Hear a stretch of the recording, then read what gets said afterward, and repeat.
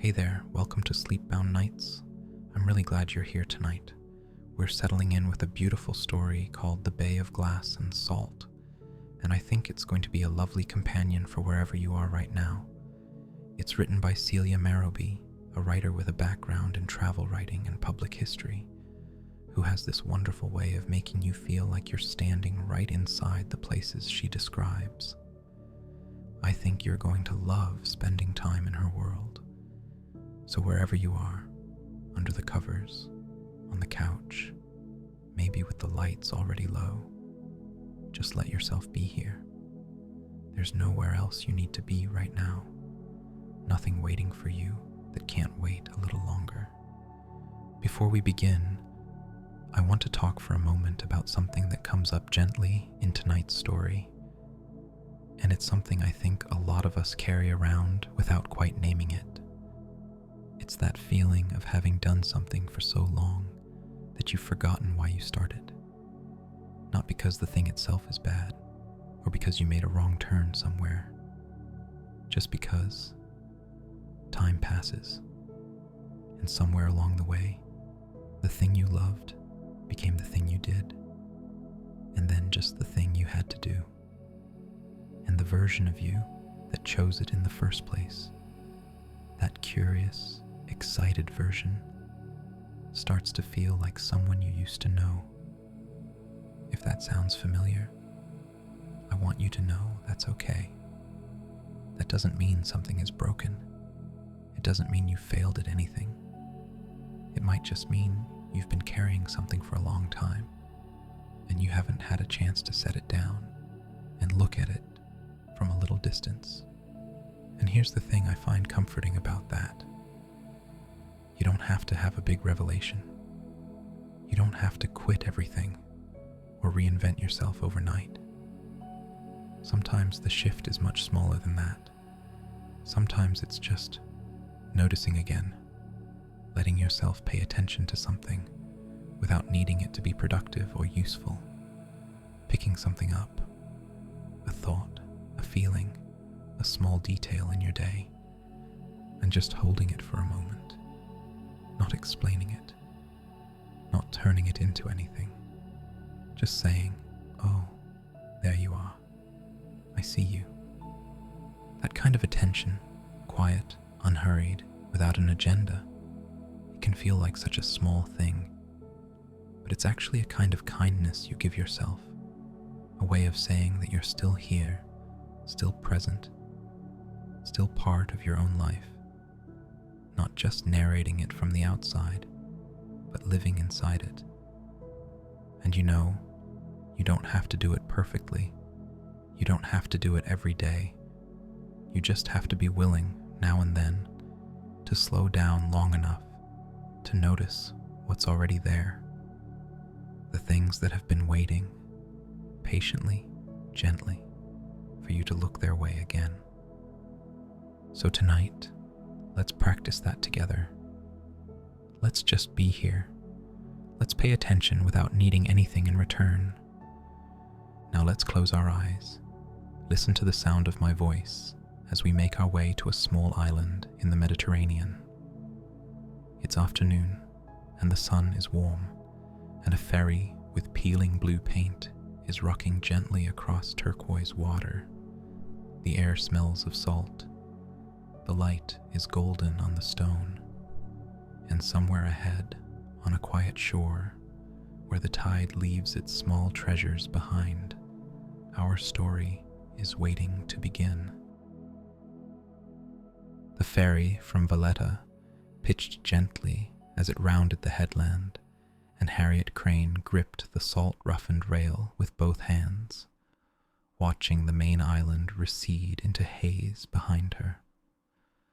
She had not slept properly in, how long now? The weeks had run together back in London, one deadline bleeding into the next, until even the familiar route from her flat to the museum had begun to feel like something she was narrating rather than living. Here we see the commuter in her natural habitat, she'd thought one gray morning, clutching her takeaway cup like a talisman against the encroaching dark. That had been the moment, she supposed, when she'd started scripting her own exhaustion. After that, the leave request had practically written itself. The smaller ferry, more a water taxi really, with peeling blue paint and an engine that coughed intermittently, carried perhaps a dozen passengers. Most were Maltese, heading home with shopping bags and quiet conversations conducted in a language Harriet found beautiful, precisely because she couldn't parse it. No demands hiding in those syllables. No deadlines tucked between the vowels. She tilted her face toward the afternoon sun and let her eyes close. The crossing took 40 minutes, long enough for the tension in her shoulders to begin, not releasing exactly, but acknowledging that release might eventually become possible. The ferry's rhythm was different from the underground's, that was the thing. Slower, more patient. No one here was racing toward anything. When she opened her eyes again, the island of Comino filled the frame, bare, golden, a heap of honey-colored stone rising from turquoise water. Smaller than she'd expected. The guidebook had mentioned a permanent population of 4. Or was it 3 now? Someone had died recently, or moved. She couldn't remember. The guest house was the only one on the island, a converted farmhouse set back from the single jetty where the ferry docked. A woman named Maria met her with a key and a glass of something cold and citrus sharp, and led her up a narrow staircase to a room that smelled of lavender and whitewash. "Breakfast is when you like," Maria said. "Dinner at 7 if you want it. But the cove..." She gestured toward a window that faced away from the jetty, toward the island's western edge. "The cove is best in the morning, before the day boats come from Gozo."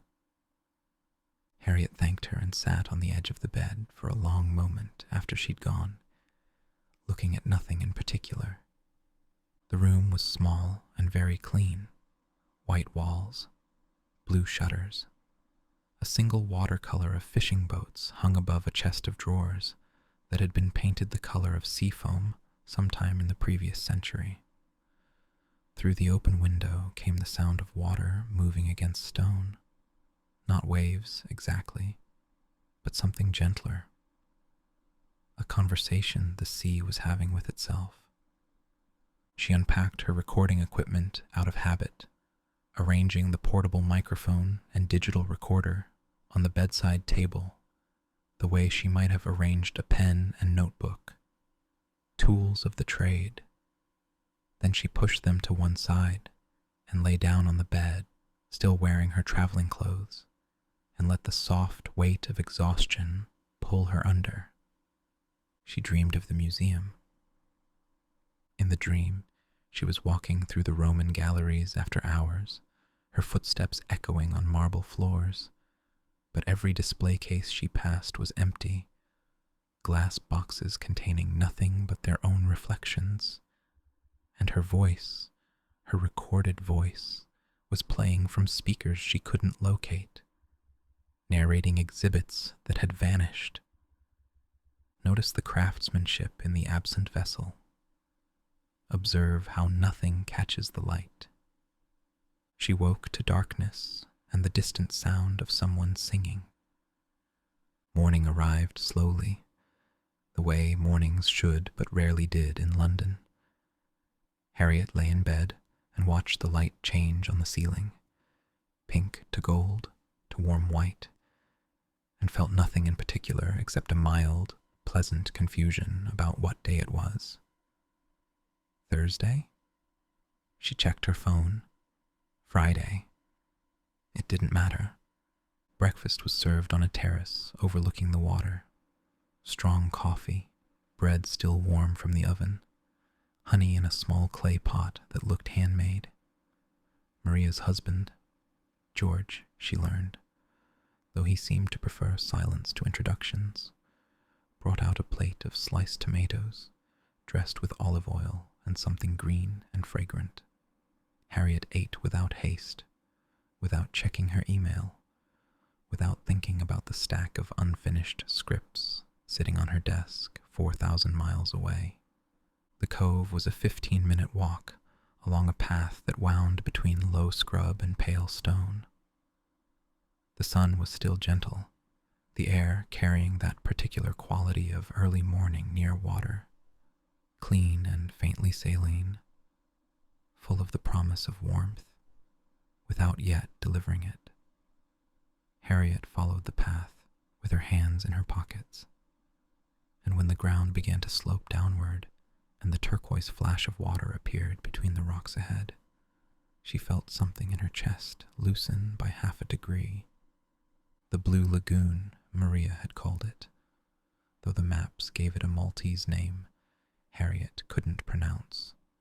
From above, the water was almost absurdly beautiful, that particular shade of blue-green that seemed manufactured, too bright to be real, the kind of color she'd have called oversaturated if someone had shown her a photograph. But here, in person, standing on the rough limestone as the morning light caught each ripple and threw it back as scattered diamonds, the color was simply itself. Turquoise, glass and salt, and the slow patience of geology. She picked her way down to the water's edge and sat on a flat rock that had been worn smooth by tides or tourists or both. The day boats wouldn't arrive for hours yet. Maria had been right about that, and the cove was empty except for a cluster of seabirds working the far shallows, and on the opposite shore, a solitary figure in a wide-brimmed hat crouching near the waterline. Harriet watched the figure for a while without particular curiosity. Another early riser, another person seeking something the morning might provide. She turned her attention back to the water, to the way light moved through it, revealing stones and sand and the occasional darting shadow of a fish far below the surface. After a time, 10 minutes, 30, she noticed something glinting in the shallows near her feet, a shard of something pale, wedged between two rocks where the tide had deposited it. She reached down without thinking, the motion automatic, and pulled it free.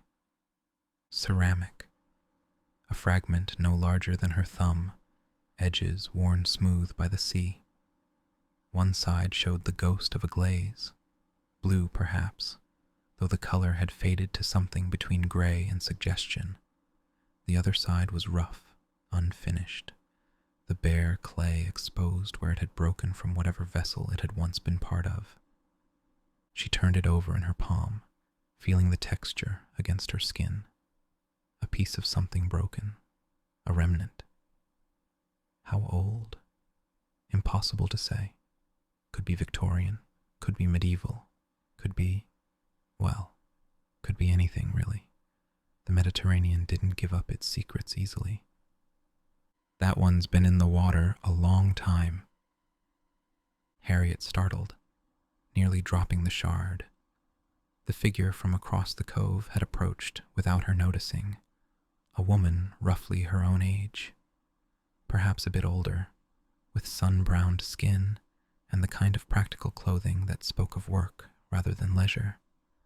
Her hat shaded her face, but her voice was warm, accented with something Harriet couldn't quite place. Maltese layered over something else. Italian, maybe. "Sorry to startle you," the woman said. "I'm Rosa. I saw you studying it like it might tell you something." Harriet. She held out the shard, suddenly self-conscious. "I didn't mean to. Is it yours? Were you looking for it?" Rosa laughed, a brief sound that seemed comfortable with itself. No.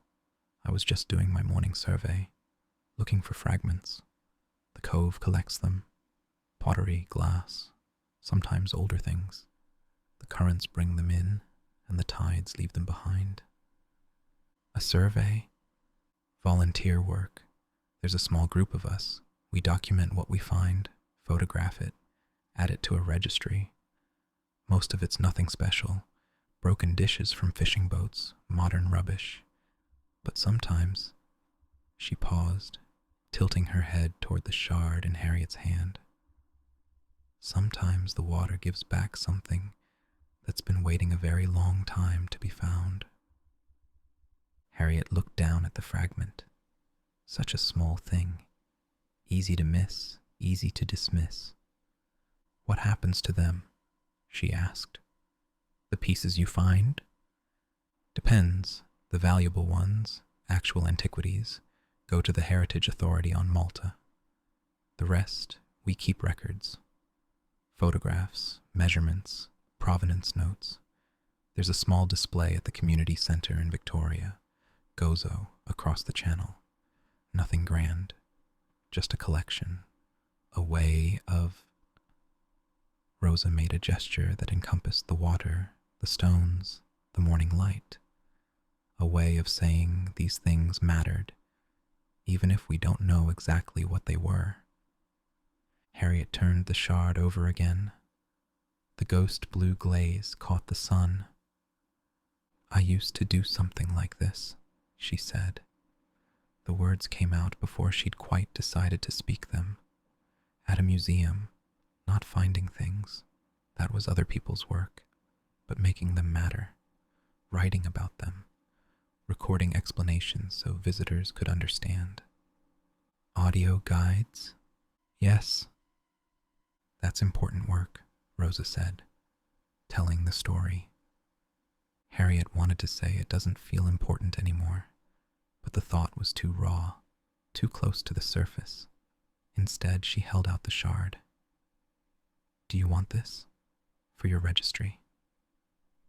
Rosa considered it, then shook her head. Keep it for now. You found it. That makes you part of its story. If you change your mind, we meet tomorrow morning. 7 o'clock at the jetty on Gozo. You'd be welcome to join us. She said it casually, the way one might mention an open invitation to a village festival.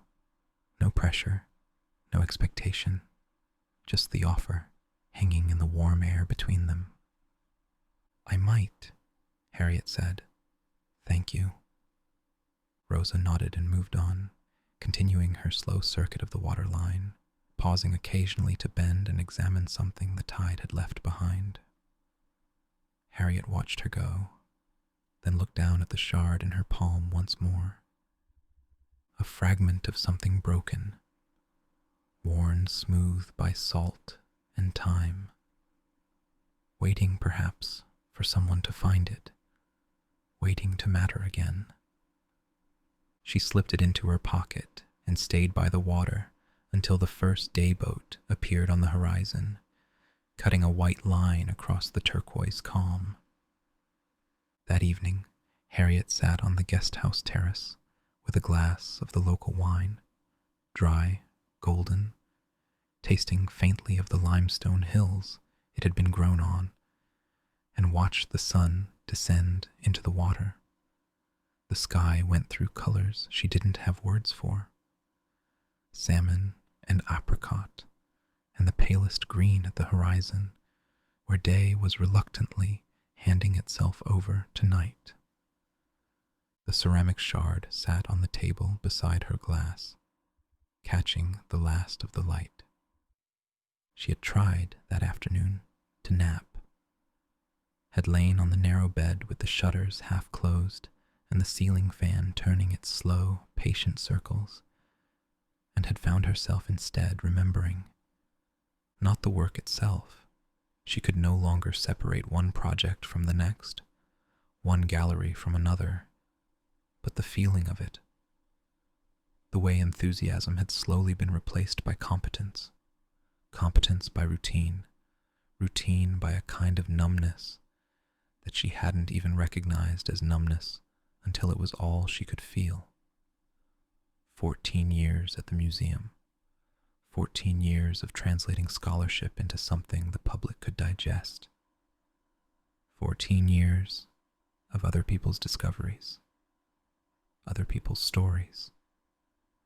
When had she stopped caring about the objects themselves? When had they become merely material, merely content, merely another deadline? The shard on the table offered no answers.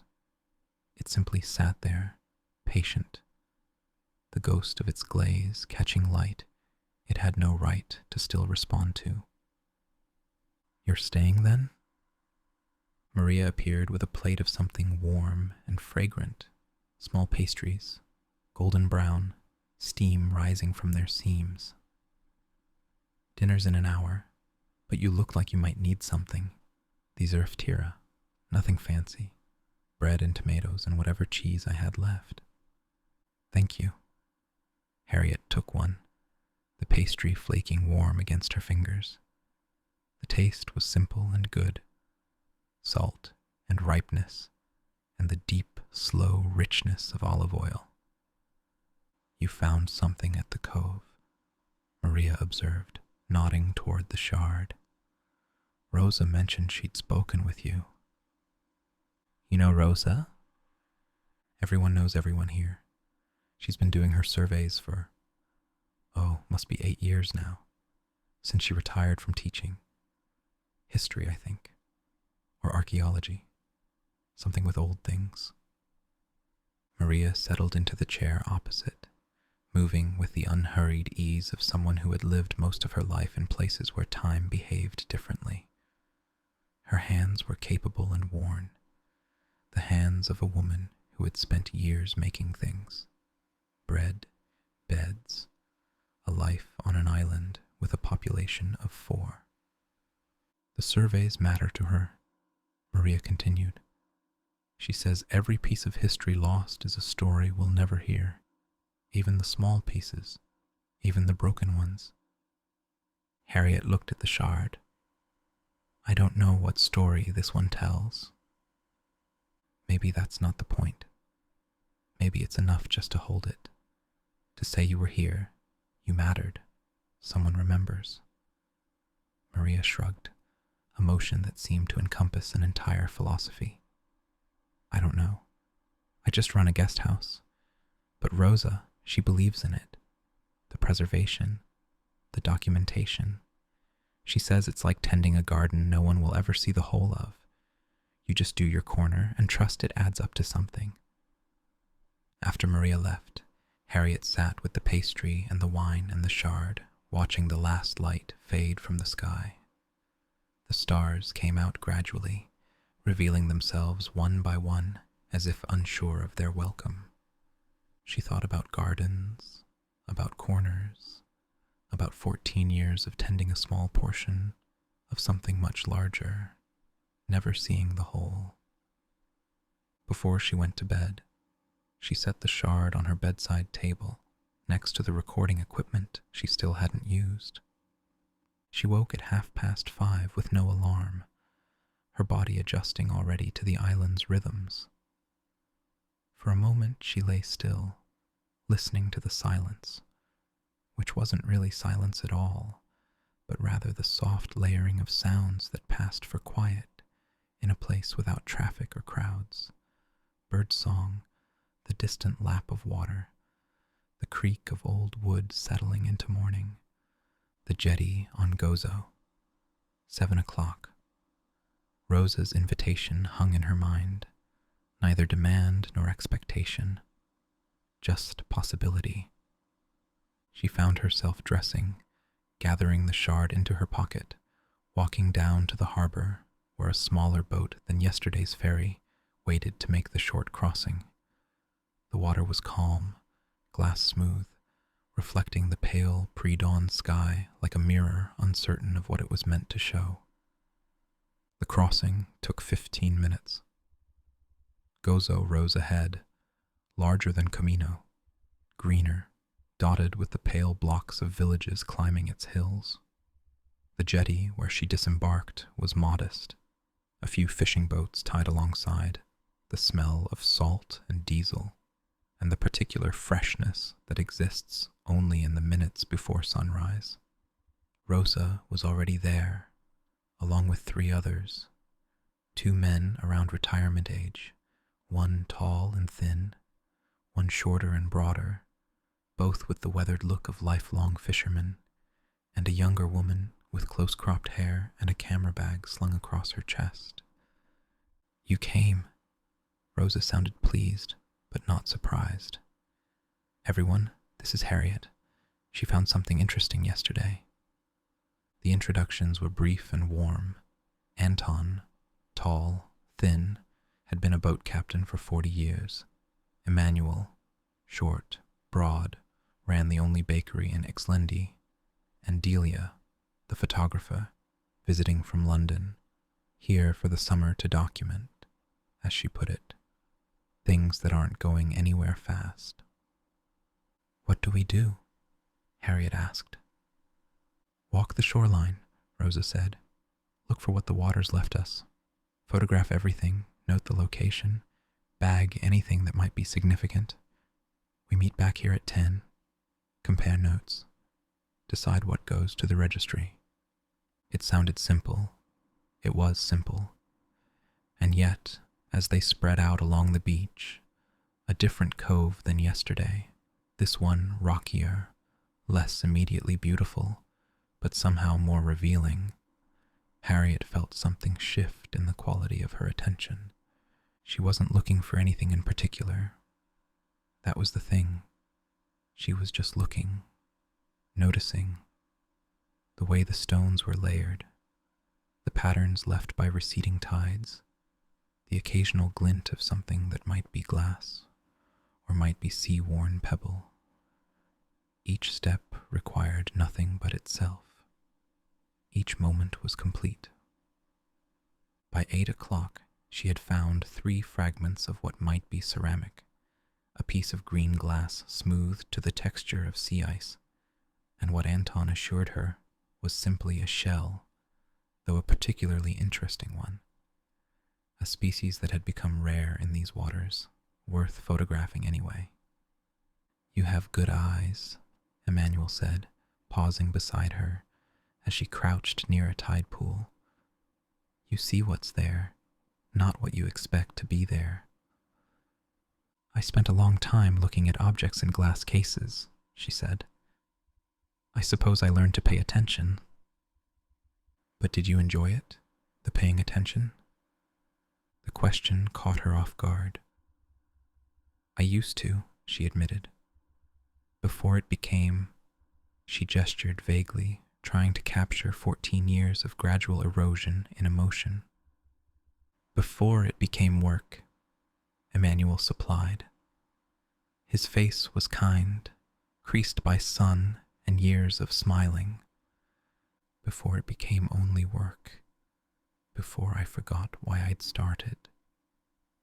He nodded, as if this were a common story, a universal trajectory. "That's why this helps," he said. "No deadlines out here. No one waiting for us to find anything in particular. Just the looking and the small satisfaction when you do." He wandered on, leaving Harriet with the tide pool and the sun climbing higher and the peculiar sense that she had just been given something she hadn't known she needed. At 10, they gathered at the jetty with their finds spread on a tarp.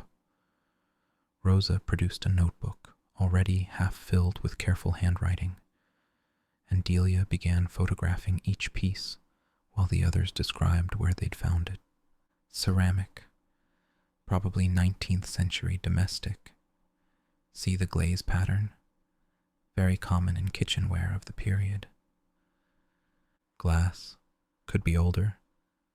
That green tint suggests a particular furnace process, worth noting. This one's just debris, modern, but we record it anyway, part of the picture. Harriet listened, fascinated by the care they took. Nothing was dismissed outright. Everything received attention, documentation, respect.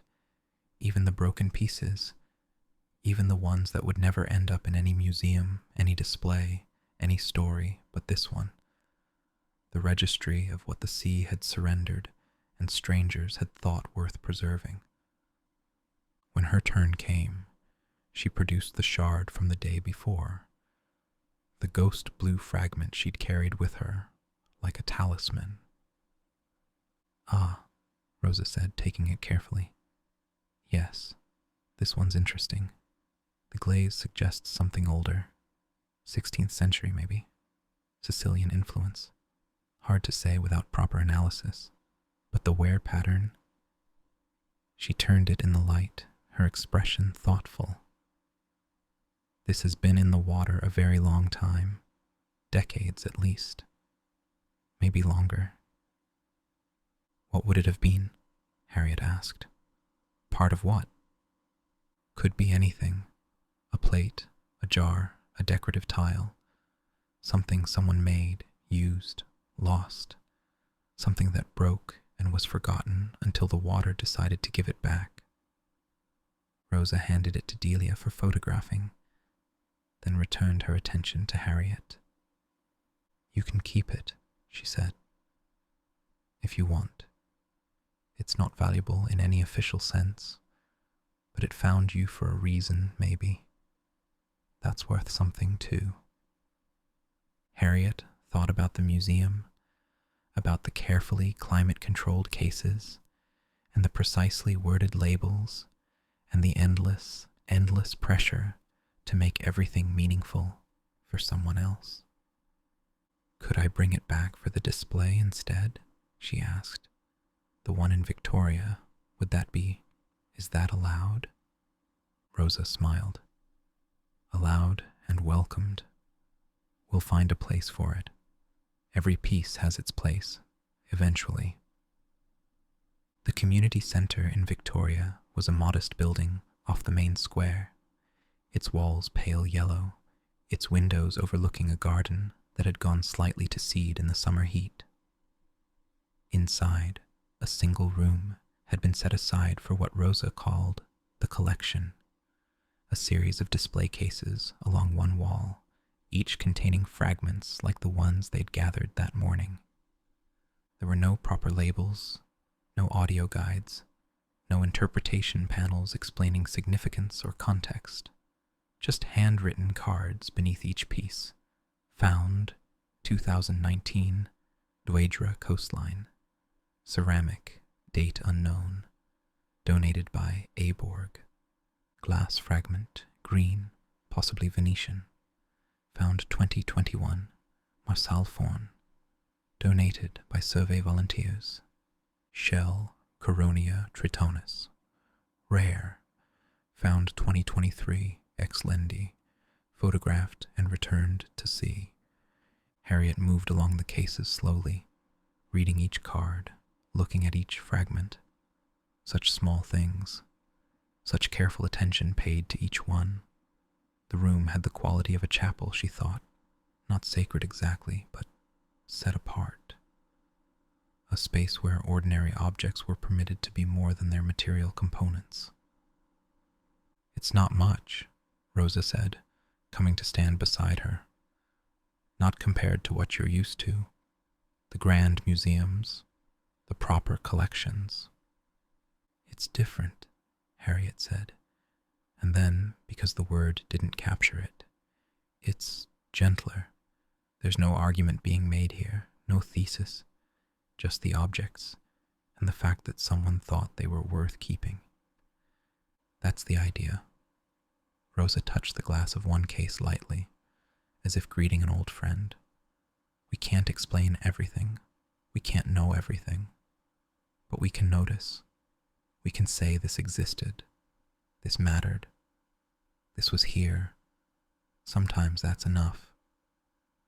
Harriet thought about the script she'd written over the years. All those careful explanations. All those narratives designed to make the past accessible, comprehensible, consumable. How much had been lost in the translating? How many stories had she smoothed into palatability? "I used to think meaning was something you had to provide," she said.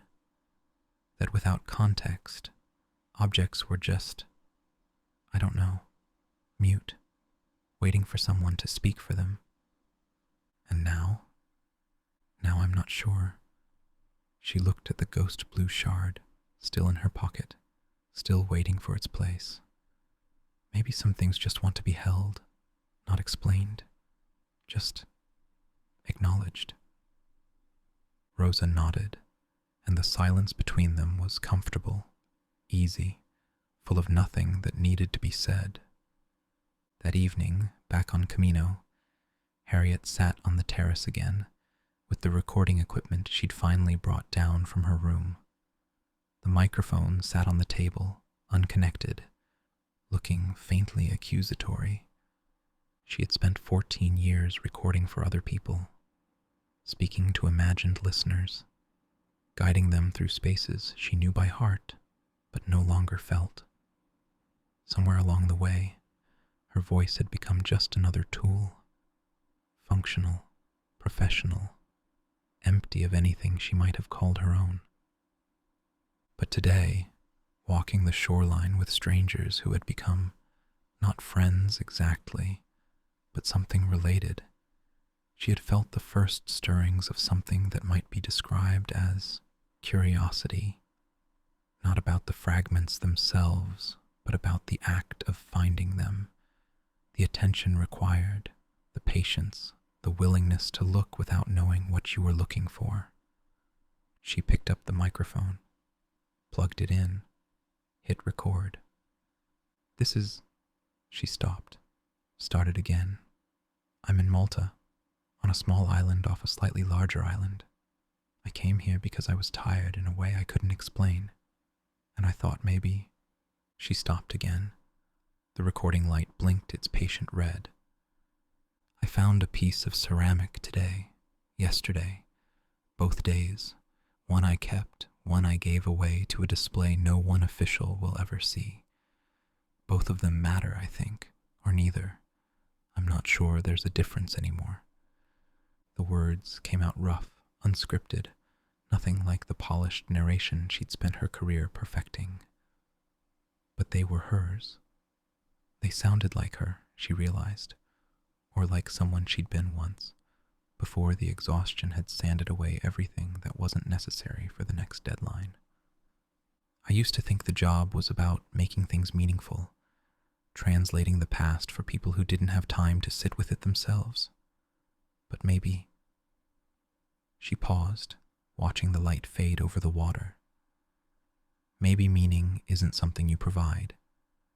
Maybe it's something you participate in, something you become part of by paying attention, by showing up, by letting yourself be changed. She sat with the recording running for another minute, saying nothing, letting the evening sounds speak for themselves, the lap of water, the distant cry of seabirds, the creak of the old house settling into another night. Then she hit stop.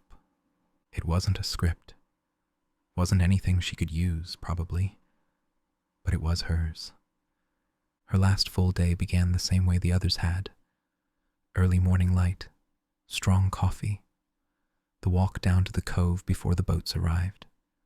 But today, she didn't look for fragments. She simply sat by the water's edge and watched the light change on the surface, turquoise deepening to blue as the sun climbed higher. The ghost blue shard was still in her pocket. She took it out, turned it in her fingers, felt the smoothness the sea had worn into its broken edges. Tomorrow she would take the ferry back to Valletta. The next day, a flight to Heathrow. After that, the museum, the desk, the endless stack of projects waiting to be shaped into words someone else would speak. But something had shifted. She couldn't have said exactly what, or when, only that the prospect of returning no longer felt quite so heavy. Not lighter, exactly. The exhaustion was still there, would probably be there for months, but different, as if the weight had been redistributed somehow, spread across something wider than just her own shoulders. You're leaving today? Rosa had appeared, as she tended to, without announcement. She sat down on the rock beside Harriet, her hat shading her face from the already strong sun. "Tomorrow morning, will you come to the center before you go? We're having a small gathering this evening. Nothing formal.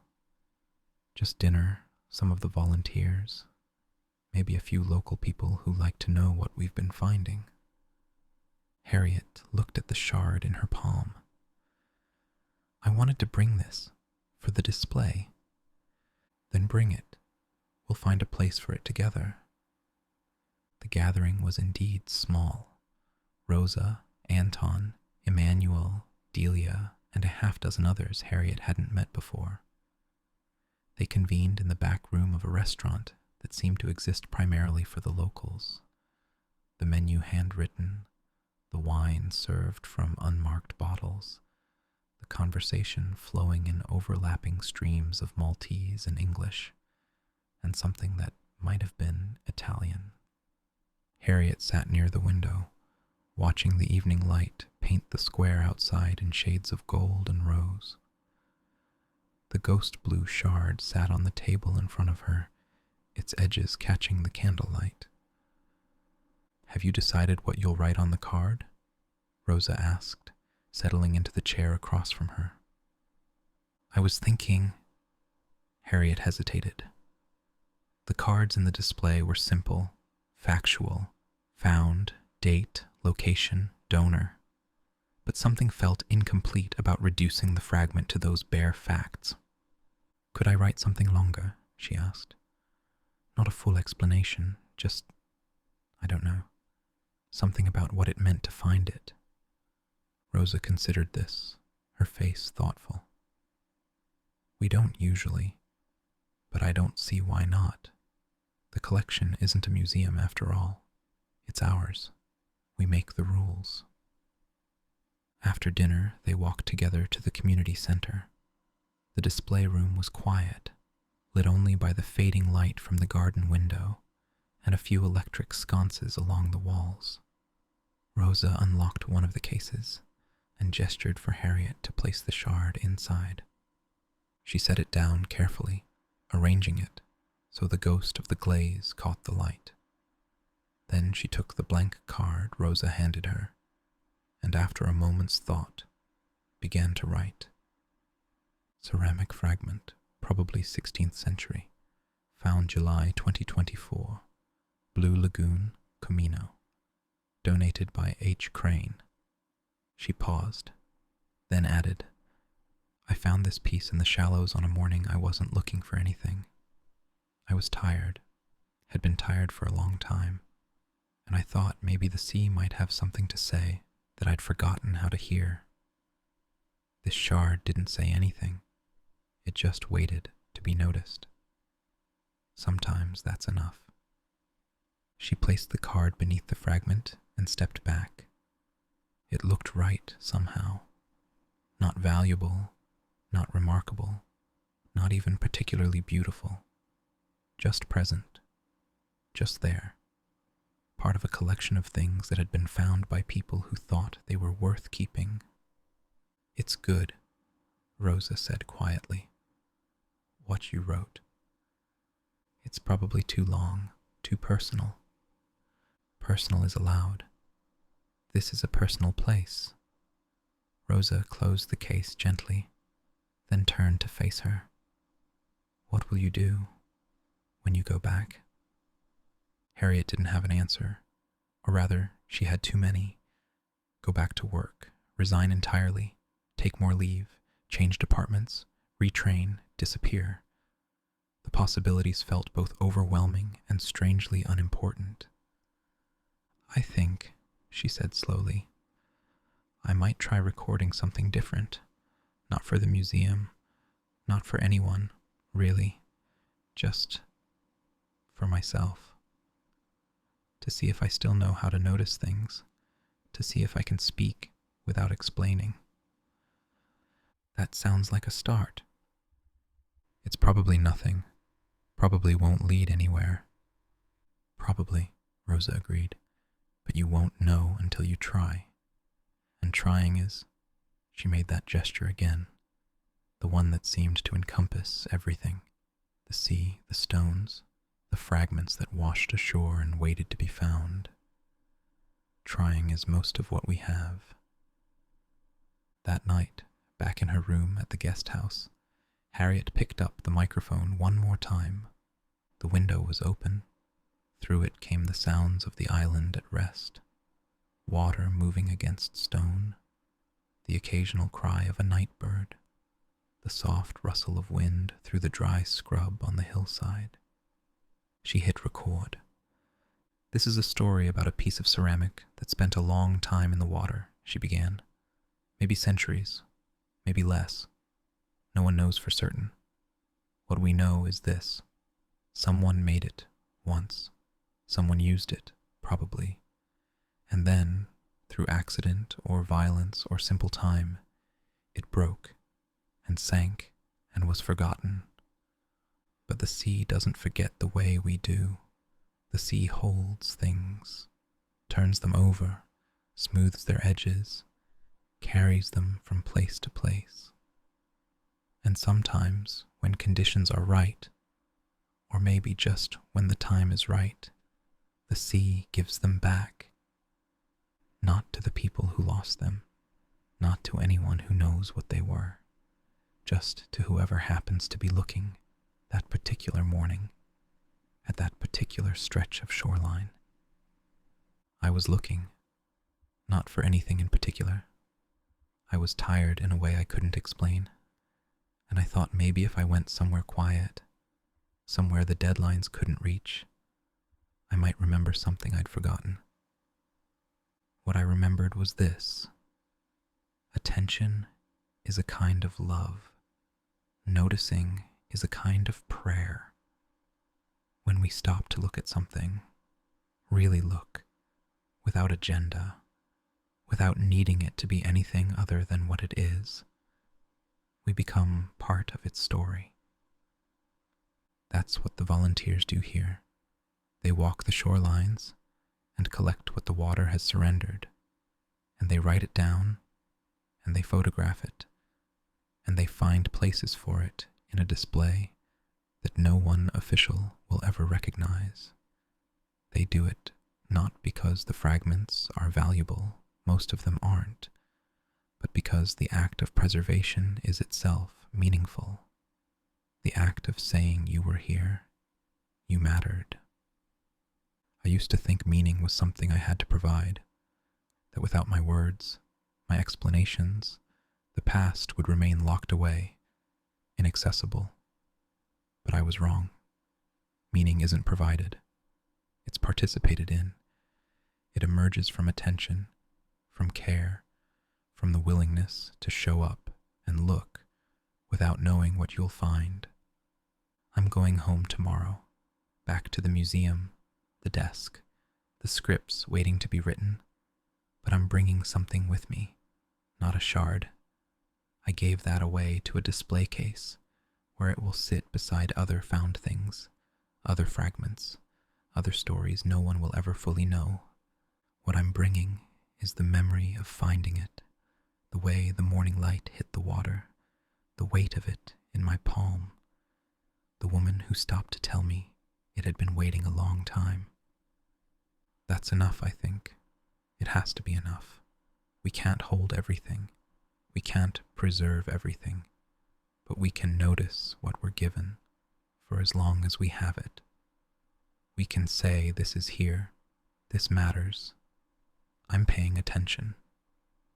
And when it's time to let go, to give the fragment back to the collection, to close the case, to walk away, we can trust that someone else will come along, someone who needs to find exactly that piece on exactly that morning. That's how stories work, not by being preserved unchanged forever, but by being passed from hand to hand, each holder adding something, each telling leaving its mark. I was a holder for a little while. Now it's someone else's turn, and I can live with that. I can live with that. She held the silence for a moment, listening to the night sounds through the open window. Then she hit stop. The ferry left at 9. Harriet stood at the rail as Camino dwindled behind her, the guest house a pale block against the golden hillside, the cove invisible from this angle, but present nonetheless in memory. She had the recording on her phone. 7 minutes of unscripted narration that she would probably never do anything with. No museum would accept it. No audience had been arranged for it. It existed only because she had needed to speak, and the microphone had been there, and the words had come. Maybe that was enough. The crossing to Valletta took longer than the trip out. Weather, or currents, or simply her perception shifting now that she was returning to the world she'd left. The city rose ahead, all honey-colored stone and church domes. A place built and rebuilt over millennia by people who had left their fragments everywhere. She would go back to work. She knew that now. Not because she had to, though she probably did, but because the work itself wasn't the problem. The problem had been losing herself inside it, forgetting that she was part of the story, not just its narrator. The volunteers had shown her something, not by lecturing or explaining or making an argument. They didn't operate that way, but simply by doing what they did. Walking the shorelines, paying attention, preserving what they found without needing it to be valuable or significant or useful to anyone but themselves. That was the thing, wasn't it? The collection in Victoria wasn't for anyone. It existed because the people who made it believed the fragments mattered, not in the abstract, not because experts had verified their importance, but because finding them had meant something, because the act of preservation was its own reward. Maybe she could bring some of that back with her. Not the fragments. Those belonged to the sea and the people who walked its edges, but the approach, the attention, the willingness to notice without needing to explain. The ferry docked.